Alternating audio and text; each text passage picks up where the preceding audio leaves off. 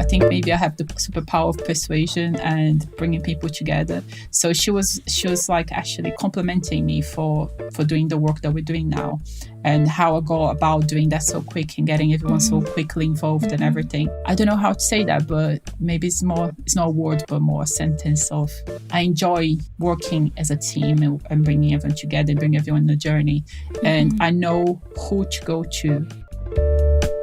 Welcome to Latinx in Power, a podcast hosted by Thaisa Fernandes. Welcome to Latinx in Power. I'm so honored to have Thelma Neves with us today. Hey, Thaisa. Thank you for having me. Thelma has a bachelor degree in graphic design and a master's in communication design. She initiated her career as a graphic designer and transitioned to user experience over the years. Thelma has experience managing design teams from the agent side and also client side. Now, she's a product designer manager at BT. Thelma Neves is a Latinx in Power because she's a Brazilian who decided to follow her dreams, move to the UK and work as a design manager for a long time. Can I share something personal? Yes. I remember when we first met at the wedding of our dear friend Olivia, and I remember when we were talking about our careers, you said, I love to be a manager. I love to manage people and products, and I thought it was so powerful. I know. Can't believe it's been a year ago. How would you describe your journey? It's funny to think about this as a journey. It's like you never think about that as a journey, do you? You just think it's your life. But yeah, it's been a journey, and that made me think like, wow, 13 years ago, I moved to UK. What have I done? Why did I do that? And then you start like just trying to remember why you made the decisions that you made. But I think everything started 13 years ago, or maybe 14 years ago, when I decided that I wanted to do my master's degree. I actually moved mountains in Brazil to try to make that happen. I moved jobs, so I changed jobs. I was working at the time in a clothing company called Thais Guzmão, and I loved that job, but they didn't pay really well. And I moved to an agency where I actually got paid better, and then I could start saving money for my master's degree. At the time, I wanted to go to Italy or Spain for that, but when I started researching, I noticed that you need to have a really good level of knowledge of the language. And it was zero to none Spanish or Italian. So I had to potentially go to America or UK because there was the English language, and I was okay with it. And I wasn't like as good as I am now, of course, but it was okay to do a master's degree on that. So I knew that my best friend, Luciana, was living in Bournemouth, UK, and I asked her, so how is it there? How is things? How is life? Can you share a little bit with me? Do you recommend me going there? And she's like, yeah, why don't come and live with me? And I was like, yeah, I will. So let's go. So after a few months, I saved up, I booked a ticket, and I went to UK. So I started living with her, and when I got in UK, it was really nice. As a new person living in the foreign countries, it's always so exciting. I met loads of people. She has loads of friends. I started my degree. I finished after 1 year. And after that, in UK, at the time, they were giving 2 years full-time work visas for students. So I applied for that. I got the visa. And after 9 months, sending CVs, doing interviews, searching for jobs, I finally got a job as a graphic designer in a financial company as a maternity cover. So it wasn't a permanent one, it was a temporary one for maternity cover.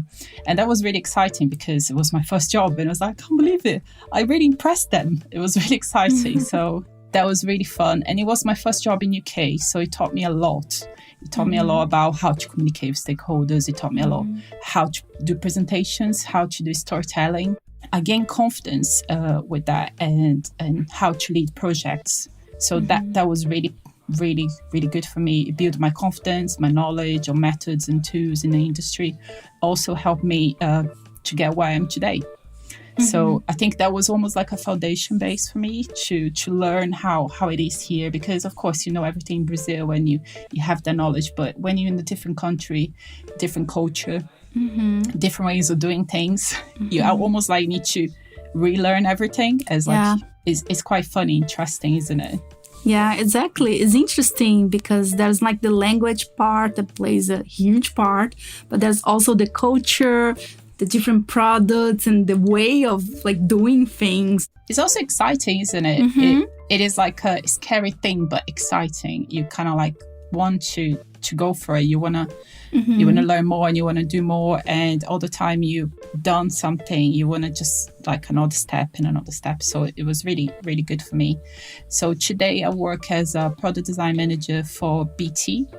BT stands for British Telecommunications. So BT is a group basically. And under BT group, you have 3 brands. So under the umbrella, you have BT, you have EE, that is a mobile network and Wi-Fi as well. And PlusNet, that is a different brand, is up north UK. I predominantly work on EE brand. I love to work for this company.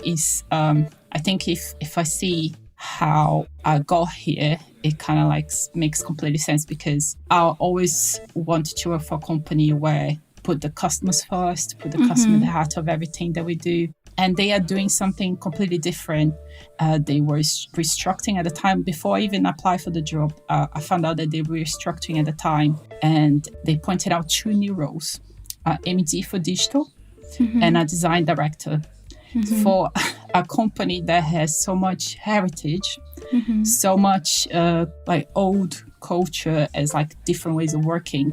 To bring that into the play means that they're doing changes in their operation model. They're doing changes to make it better basically for the digital team, for the design team as well. So I thought that was really interesting. And when I found out that I applied for a job because they had a product design manager role there, and I applied for the job and I got it. So that was really interesting. And you have 160 designers across 4 sites. We have 3 brands, and it's a very exciting place to be working on at the moment because I think we are changing in a day-to-day basis. We change the ways that we do design. We talk about users, how we solve problems, how we change behaviors. It's all about that, and that's really exciting. Really cool. This next one is my favorite question. I always get really interesting answers, so I need to ask you, what does it mean to be a Latina for you? I know this question is amazing. I think it means to be proud and passionate about what we do and who we are all the time. My husband always jokes with me about this. He says that no matter what and how they do in UK, in Brazil is 20% better. Because I always jokes to him that it's like, no, but you do it here in Brazil, we do this way because it's so much better. Because I'm so passionate and proud about being Brazilian, about my culture, about my heritage. And I think we very much live that in a day-to-day, even being far away, being here for 13 years. I think I'm always trying to bring Brazilian culture close to my home, listening to Brazilian songs, cooking. The food is always really part of, I think, for any Brazilian, food, family, sharing with friends and family here, my new friends and family here. Now they're married, so I have the other side of the family as well. So I think I always being passionate about stuff. So I think that comes with my culture, my Brazilian culture, my Latino culture. Awesome. Yeah, I love that part because I feel living in another country, we learned a lot. We need to adapt a lot, but at the same time, we can combine our culture, our ways of doing things and thinking with the country you're living. So I think it makes us really powerful. And depending where you are, I know that you're in America and I'm in UK, it's different culture that they have, is a different life. But it's funny to think that how you can change people as well in the process and for the best. So like my husband's family, my parents-in-law, they never used to hug or kiss. Like when they used to come to my house. And I found that really surreal. So I started introducing this and now they can't let it go. So it's like kisses and hugs and like taps in the back and everything. So I found that really amusing that it's that powerful, our culture and the way that we treat people, the way that we welcome people to our lives, to our homes, that they kind of like get that, and now they made their own. So it's really interesting. Yeah. They are huggers now. They are huggers and kisses. Yeah.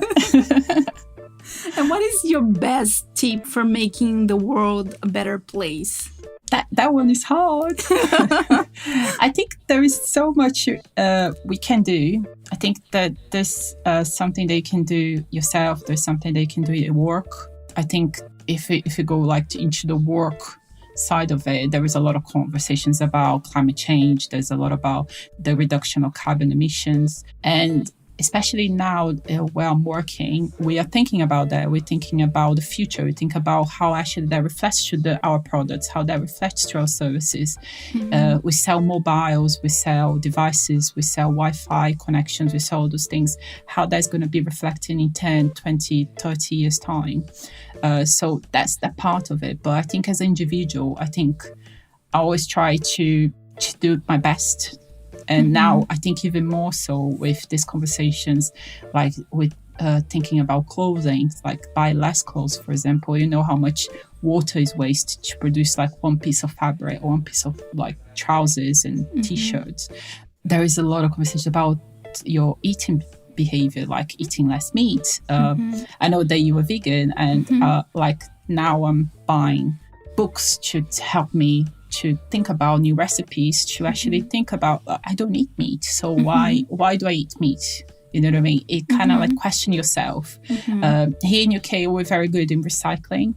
I think in America as well, no. So, but here we do a lot of recycling. We try not to waste food as well. So that's very important for me. We try to like plant fruits and vegetables, herbs. Not that I think every little helps. If there is everyone thinking about this at the same time, I'm sure that we would make a difference in the future. So it's a really hard question, because maybe it's not enough, or maybe it's not a wide knowledge about all this, but it's how you actually transfer your knowledge to other people, and how you can share with other people your knowledge, and how you can make this change in the world. Yeah, I think you brought an interesting thing, that sometimes it's more about the small actions that you can do in your daily lives, each individual, than something like that is huge and complicated. And sometimes we depend on like politicians, the government, that, you know, we know that it's harder and takes time. So I agree. I feel that it's more like us trying to do our best, and our small actions count. For sure, yeah. And always make you think. No, I think with the amount of people that you know, everyone has their own history to tell, or different ways of doing things. So I try to learn a lot from others. So maybe I think the same, that if I try to teach others, they might learn something as well, something new every day, isn't it? So. Yeah, absolutely. I can definitely see that, especially since I moved to here. So I'm vegan, and I met a lot of people, so I have new friends. So they're always curious about what I eat. Sometimes they try, and some of them became vegan. The other ones are reducing the amount of meat. And I think it's amazing. It's something really huge. It is. And it doesn't take much, does it? If you think about it, it doesn't take much. It's such a small step to do it. And it's not even, we're not saying that you need to be completely vegan, or you don't need to eat, you know what I mean? It's just a few days. Even my husband's parents start like some vegan diets to reduce the amount of meat that they eat, and actually improve their lifestyle. So I found that fascinating. Even my mom in Brazil, I shared recipes with her, and she's really interested, and she's an amazing cook. So it's like she can do anything. So and I think I learned from her how to love vegetables. So I don't have any fussness. I'll eat anything. So there's no problem for me, I think, to change this eating habits. Yeah. Really cool. And tell me the first thing that comes to your mind when you hear these phrases. First one, your favorite place. Any beach in Brazil.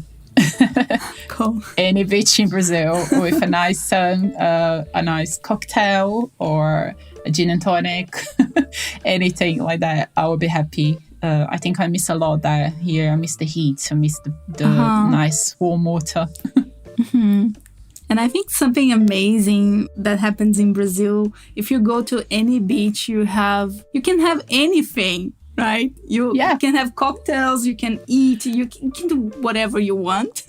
I know. And it's so funny that now Tom, that's my husband, Tom, and his 2 brothers and my sister-in-law, they went to Brazil with me once and they found amazing. They were like, wow, you can buy sunglasses and a swim costume, and you can also have a cocktail. And how can they be in the same place? So it's amazing. It's like their mind were blown by that. So it's so funny. And how about the UK? I don't want to say the cheesy part of rain, because it rains here all the time. But in a positive side, I would say here was the place that my husband taught me how to surf. I'm not an amazing surfer. I'm not saying that, wow. But yeah, I learned here, and I think that brought me, it kind of like connects to my favorite place, that is the beach. So even though here is not as warm as Brazil and it's not the same place, I still try to have that connection with the water, and we live close to the water here as well. So we don't live in London, we live in Highcliffe. That is a very small village or town that is 10 minutes from the beach walk. So I found myself very lucky to be living here, and it's amazing. I just loved like the quiet as well, and being from São Paulo where everything is like a nightmare, come to a place that is completely the opposite, literally. It's quite relaxing. Really cool. And this is my second favorite question, your superpower.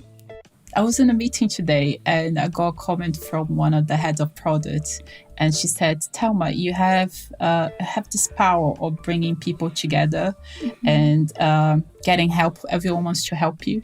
So I think maybe I have the superpower of persuasion and bringing people together. So she was like actually complimenting me for doing the work that we're doing now, and how I go about doing that so quick and getting everyone so quickly involved and everything. I don't know how to say that, but maybe it's not a word, but more a sentence of, I enjoy working as a team and bringing everyone together, bring everyone on the journey.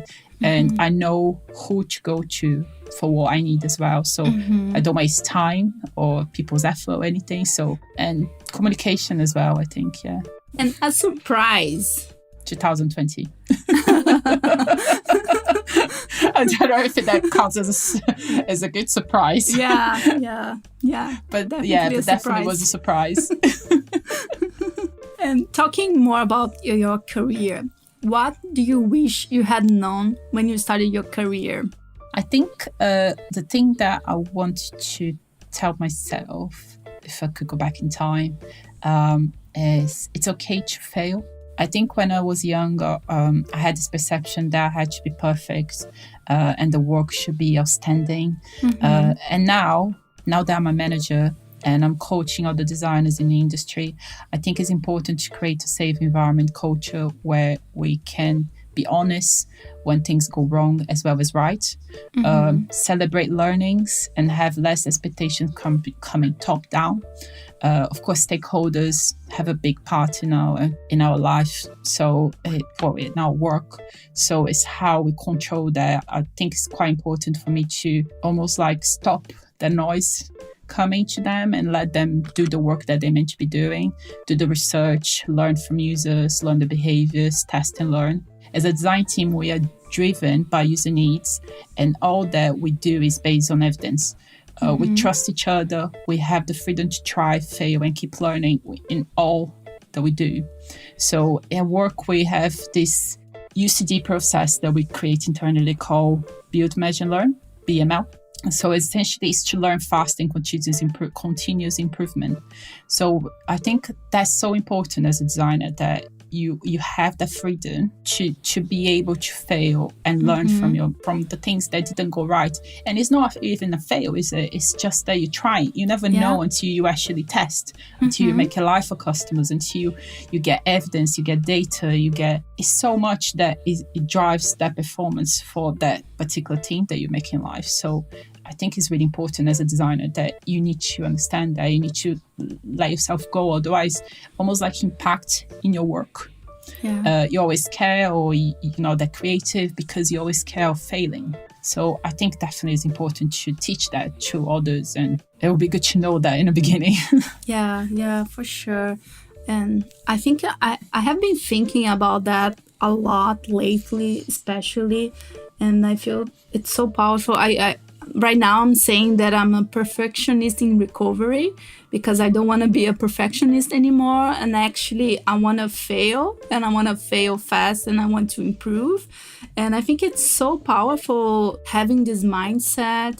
It alleviates a lot of pressure. What matters in the end is really how fast you can recover, how fast you can improve and learn, instead of like doing things right from the first time, which is impossible. It's impossible to do that all the time. Exactly. We have a saying at work saying that no matter what we're going to make in life, it's not going to be perfect. That we know that it's not going to be right. So if you already have the expectation, so you shouldn't hold back, basically. So just do the most bonkers thing as well. Be as creative as you can. Of course, take everything in consideration for what you're trying to deliver. Yeah. But I think that should launch your creativity to the sky, shouldn't it? Because if the perception is that, well, what do I have to lose? If the outcome would be something that I will have to iterate anyway. So why be afraid to hold back? Yeah. And this mindset you can apply in everything. Anything, yeah. Anything you do. And you can do more. You can do more, you can experiment, and it's amazing. It's a new world for sure. Yeah, exactly. You definitely could apply that to anything in life. Is it that career that you don't know if you will be able to get? Is it that job? Is it, I don't know, I'm trying to save for this, so saving money towards something. Is this something related to, I don't know, or I don't think I will never get to that point in my life. So definitely it's maybe just thinking that you can, and thinking that why not you? It should be you. Why not? You should put yourself first. Love that. And I talked about that before. And I love when you said to me that you really enjoy being a manager. And I thought that was really powerful. I absolutely love that. And I'm curious, so what do you enjoy the most in being a manager? I think I love everything about being a manager. I love managing people. I love coaching. I love understanding the frustrations, understanding how can I help, how can I apply my own skills and my own experience to help them out, basically. And I think before I got into being a manager, I was always frustrated with certain things, or in the process, operation model. And now I always thought that maybe if I try to be a manager, maybe I can actually help and change things and make things better. So when I got my job as a manager, I thought that, okay, now that's it. We can make things different. We can definitely have those tough conversations with stakeholders. We can definitely start changing the ways of working internally. And I think that's what I love as well. I love being able to do that and make a difference. I don't like to, you know, that you always had a bad manager perhaps in your past, and I never would like to be that one. I would like to actually try to be a difference, trying to make a difference for my team, for my direct reports, and for what we do internally as well. That I think is so important. Cool. And I imagine that being a designer manager, you definitely need to be curious. You need to be curious about people, process, product, a lot of things. So what are you curious about right now? So many things. So I'm in a very, very special place right now, as I like to say. I am a product design manager, and just recently I changed teams, and now we working in a vision and a strategy for the product, and I am absolutely loving it. I never worked with strategy before. I always wanted to, but I never had the chance to do it. So I'm really curious about how can I influence, how I can contribute, how can we work as a team, how can we bring more teams together, how can we work more collaborative, how we're going to start looking into this, how we're going to start actually building this vision that is a strategy that is actually going to turn up to be a backlog. How are we going to deliver this? So that's a very exciting process. And this strategy is a vision for the company. I love the fact to be able to be working there and be contributing to it. So yeah, it's really interesting. Yeah, I think design visions are so interesting and mind-blowing. And I think especially right now, it's really good to think about the future. So we don't need to think that much about 2020. Yeah, exactly. And you mentioned about changing teams, and I'm curious about how was your process. I think we were talking before we started recording about changing careers, changing jobs. So yeah, I'd love to hear more about your process, your thinking. Yeah, so when I started in this company that I'm working for at the moment, I started working in a particular area, and I had the opportunity to be able to change to a service area to a sales area. Mm-hmm. And the jump and the change of a scenario and outcomes and the pace of it, I think it really suits me as a person, because I'm all about I can't be at home. I need to have something that I can work on. I need to be excited about stuff. I need to be all the time working and learning and communicating with the team. And I found sales is very much like that, because sales is something that is for yesterday. You're working on stuff. You do have time to do the research, don't get me wrong. We do have that time. But it is a fast-paced scenario. It is a more engaging process. It is about everyone working together. And the beauty of it is that everyone in this team, in this area, that is the upgrade area. So it's when you're already a customer and you finish your contract and you're ready for upgrade. So it's that journey basically that I looked at. And everyone was new to the area. So there's other people coming in from other areas, or new people coming into the company. So new employees. And there is so many women. It's amazing. We call ourselves like power women, because literally I've never been, you're having meetings that it's really hard to get your voice across, or if you're a man in a meeting, it's really hard for them to get the voice across or communicate something, because it's so exciting to have the head of product is a woman, the senior product one is both women, the POs under them women. So it's really, really exciting, because I am the only woman as a product design manager. So everyone else is a man. So for me to be able to work with others and learn from them, I think is exciting and amazing. So yeah, I found myself in a really good position. I think I'm learning every day, and I'm always happy to share my learnings with them as well. And they're very receptive. So it's really exciting. It's really good. But in terms of changing jobs, it's quite interesting that if I wasn't that excited about moving to a different area internally and get excited about getting new challenge, I think that's when you in time you kind of like try to reflect about what you're doing, reflect about what you want your career to be. That if you don't have those challenges and excitement periods that you think that you're learning and you're growing, it's really hard to stay in the company. So that's where you click and you say, look, I think I use everything that I could possibly use from this company. I learn everything that I could possibly have learned from it. And I think you kind of like decide internally in your head that you need to move on. So I think it's a natural thing, isn't it? I think everyone does that. That's why you move careers. That's why you progress as well. And you grow. And if you want to be, if you were a designer and you want to be a manager, or if you want to jump from other areas because you learn from it, that's the time when you know yourself that it's time to move on and trying to go to a different journey, basically. Yeah, you brought an interesting point. I think this is so important to really pay attention and also think about if you're excited about your job, your team, what you're doing, because this is definitely really important. And I'm curious about what's the most important quality of a product designer should have in your opinion? I think a challenge that a lot of product designers or any designer face is if they should go deep or broad in their skills. I think depending where you work or set in your or in an organization sometimes feels like you literally need to know everything. So sometimes there's no, especially a product designer nowadays, I think we use the sentence as like they are unicorns, so they should know UI and UX. So it's quite a lot of skills, isn't it? It's quite a lot of tools, it's quite a lot of stuff to know.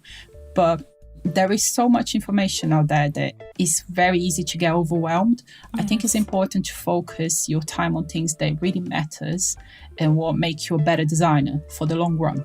Mm-hmm. So if you spend your time on specific books or subjects, you might miss out on things that it can be important for your career, basically. So I think tools and methods you can learn very easily, but there is other things that I think is quite important. So I kind of like have 4, I believe. Mm-hmm.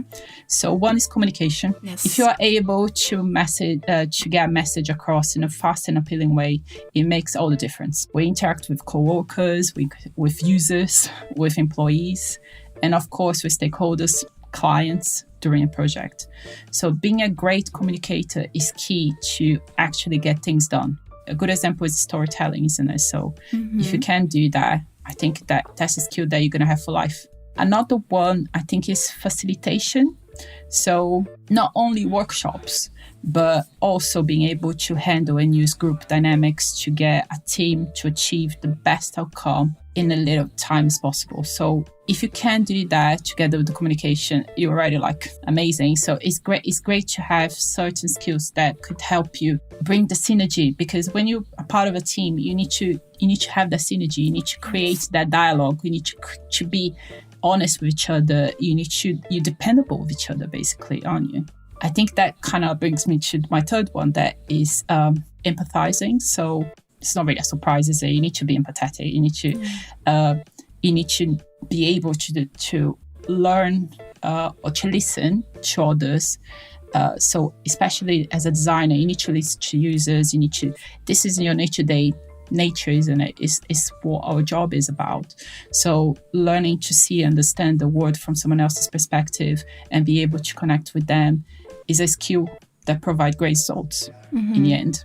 And curiosity, because we were just talking about curiosity before. Yes. And I think curiosity is everything. I think to be a designer is to be able to explore ideas, to discover new things, to do research, to learn from competitors, to learn from others, to be able to think far ahead, to be able to think in that blue sky, basically. So this is not really a list. It's not like a step-by-step thing that I think someone, if you want to be a product designer, that's what you should have. But I'm sure that everyone has different ideas, but this is just my thoughts, I think. I don't think just about learning tools and methods, as I said. It's about developing your communication, facilitating, empathy, and curiosity for sure. And this is probably the things that, as a manager, some things that I always look for when I'm hiring as well. So it's not something that you normally see in a portfolio. It's not something that you normally see in a CV. Yes. It's something that you do when you talk to someone, when you do the face-to-face, or now that's our new norm in a video conference. How you get that across, how you come across that. So I think it's really important that you bring those things up front when you're doing that, because it's really important for any team. Yeah, this is so interesting how maybe in the beginning people focus more on the tools instead of other things, for communication, for example, and how communication plays a huge part as a designer. And I think in general, I love your suggestions, and you can also apply to different areas. And this is so interesting. I imagine like for product managers, for example, communication is like the first thing, in my opinion. It's so important. But also for designers, engineers, product owners, program managers, this is like the most important thing, because in the end of the day, you're working with people and you need to communicate with people, your ideas, your suggestions, and work together. So communication is definitely the key to everything. It is. And you kind of like forget that now I think remotely is even harder to be able to keep that communication going. You need to work extra hard to make sure that you're talking, because you're not seeing people, you're not having that like quick corridor chat or catch up with anyone. Nowadays, I found even harder to maintain that. So how you keep that, especially with my team, or making sure that they keep the communications in between their squads. So it's how we keep that going, keep the momentum, keep it moving in a healthy way, of course. But yeah, it's really interesting. And I'm always up for communication, collaboration. I think I try to avoid silo. I try to avoid having like small talks, like separate without involving the right people. I always think it's fundamental to bring everyone along the journey. Otherwise, you're not going to get what you want, essentially. You just end up duplicating your effort to actually create more meetings with other people and then say the same thing over and over again. Whereas you could just do one big meeting and that's it, done. Yeah, perfect. And what is helping you to cope during this pandemic situation? Is there anything you wanted to share that is helping you? I think the most important thing is being present. I think especially with the pandemic, isn't it? You'd never know what's going to happen. You don't know what was going to be in a week, 2 weeks, a month, next year. You don't know anything. So my husband, he's a great supporter.